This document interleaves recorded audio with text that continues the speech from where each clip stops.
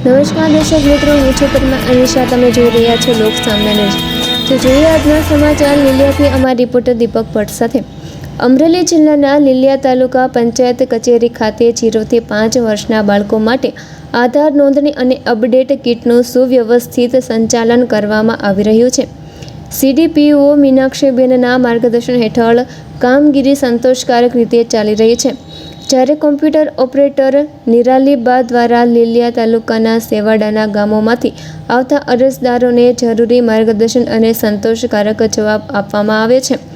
જોકે ઘણી વખત નેટવર્ક અને સર્વરની સમસ્યાને કારણે આધાર નોંધણીની કામગીરી અટકી જાય છે, જેના પરિણામે દૂર દૂરથી આવતા અરજદારોને કલાકો સુધી રાહ જોવી પડે છે અથવા ફરીથી કચેરીએ ધક્કા ખાવા પડે છે.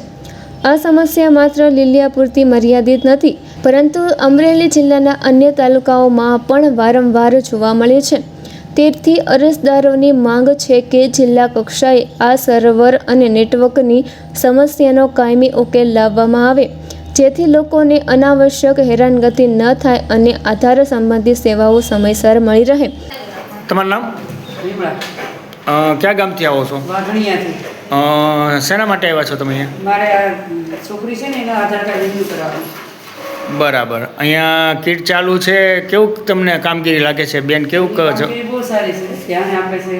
અહીંયા તમને સંતોષકારક જવાબ મળે છે? હા, સંતોષકારક જવાબ મળે. તમારે કાંઈ ડોક્યુમેન્ટમાં કે કાંઈ પણ પ્રશ્ન હોય તો બેન વ્યવસ્થિત વાત કરે છે? હા, વ્યવસ્થિત વાત કરે છે.